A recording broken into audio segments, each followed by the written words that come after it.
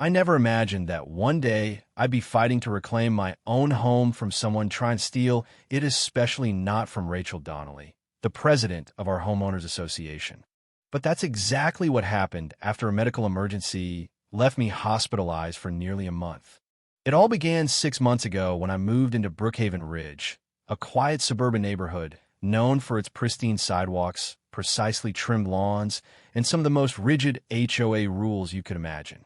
As a residential architect who worked remotely, I had spent years saving for my dream home.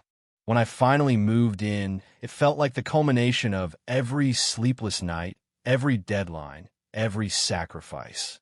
I was unloading boxes when Rachel showed up at my front door, clipboard clutched tightly to her chest, and a strained smile that didn't quite meet her eyes. "Welcome to Brookhaven Ridge," she said in a tone that felt more like a royal decree than a warm greeting. "I'm Rachel Donnelly, president of the Homeowners Association." Without waiting for a reply, she handed me a binder nearly 3 inches thick, brimming with policies and regulations. "I suggest you familiarize yourself with our bylaws immediately.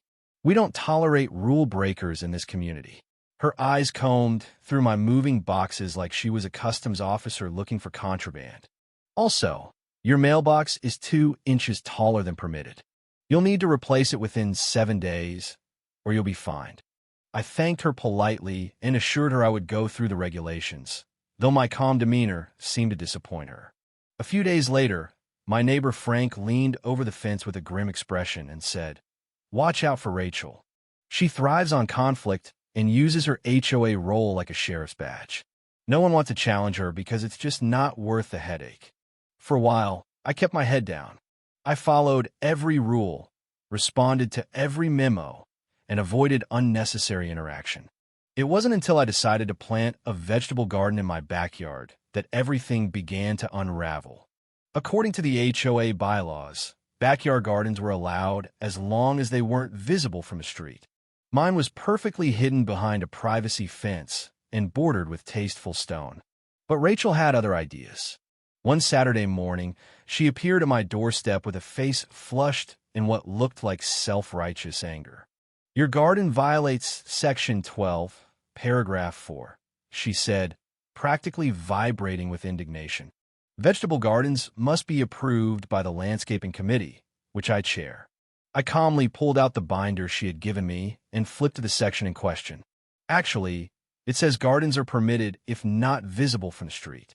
There's nothing here about committee approval under those conditions." Her lips thinned into a line. "Well," she said sharply, "maybe the bylaws need updating. Until then, remove it by Monday or face a $50 daily fine." I refused to remove the garden. That's when the fines started rolling in petty, ridiculous infractions. My lawn being a 1/4 inch too tall. My trash bins being visible for half an hour after pickup. Even the color of my garden hose was deemed aesthetic pollution. I contested each one during the monthly HOA meetings, citing the actual rules. The board often sided with me, overturning Rachel's fines. She hated that. Her authority was crumbling under my quiet persistence, and it enraged her. After one particularly humiliating meeting where the board ruled unanimously in my favor, she followed me into the parking lot, her voice low and venomous. "You think you're clever? No one makes me look like a fool in front of that board. You'll regret ever moving here." I brushed off her threat as empty bluster. That was my mistake. 2 weeks later, I was rushed to the emergency room with a ruptured appendix. A simple surgery turned complicated due to sepsis, and I spent nearly 3 weeks in the hospital, followed by another 2 in bed recovering. While I was fighting for my life, Rachel was apparently plotting how to take my home. Frank told me later that he'd seen her coming and going from my property multiple times during my hospital stay. She told anyone who asked that she was checking on things at my request and watering the plants. In reality, she was orchestrating an audacious scheme. The day I returned home, still weak and limping, I found a notice taped to my front door. It stated that my property had been deemed abandoned and reclaimed by the HOA, now under new ownership. The document referenced a deed transfer supposedly signed 2 weeks earlier showing that I had sold the property to Rachel Donnelly for $1. I immediately called the county clerk's office, thinking it had to be a mistake. But to my horror, they confirmed that a notarized deed had been filed, listing Rachel as the new owner. But I was unconscious in a hospital bed. I said, my voice trembling, "This is fraud." The clerk sympathized, but explained that I would need to file a formal legal challenge. Worse, Rachel had already filed for eviction, giving me 72 hours to vacate the premises.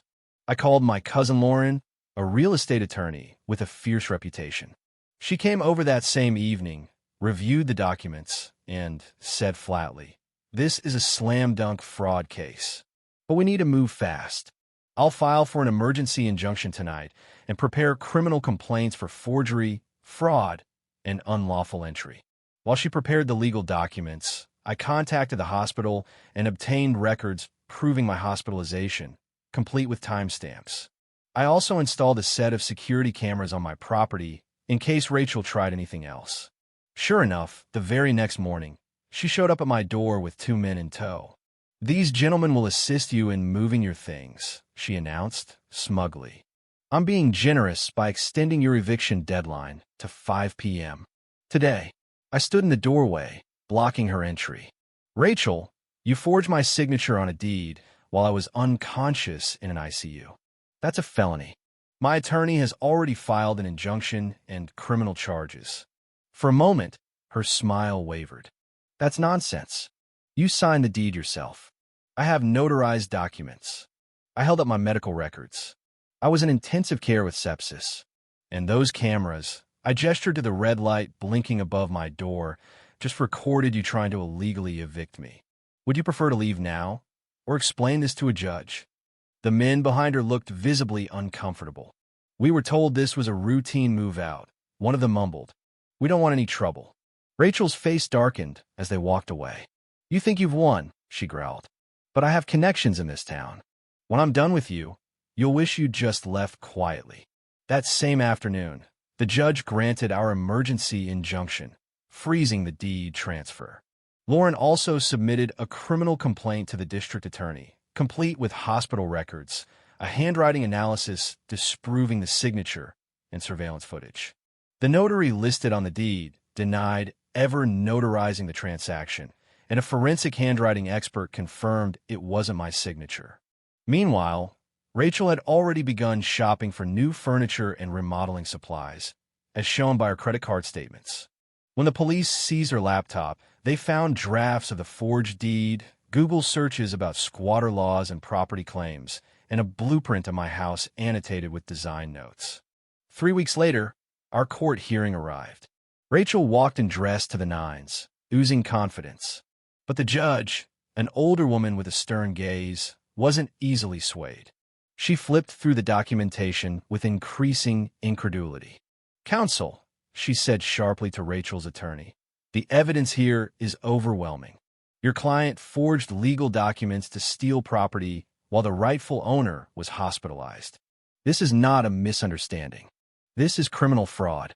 When Rachel took the stand, her facade cracked under Lauren's cross-examination. At first, she claimed I had signed the papers before my surgery. But the hospital records destroyed that claim. Then she pivoted.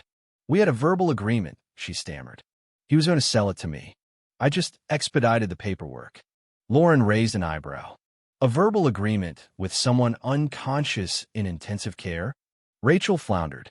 "He didn't deserve that house," she blurted out. "He broke rules. That garden was an eyesore. Someone had to teach him a lesson." Silence swept the courtroom. Her attorney slumped in his chair. The judge leaned forward. "Ms. Donnelly, this court finds you guilty of forgery, fraud, and attempted theft. These are serious felonies. Bailiff, take the defendant into custody." Rachel's face went pale. "You can't be serious. I'm the HOA president. I run community events.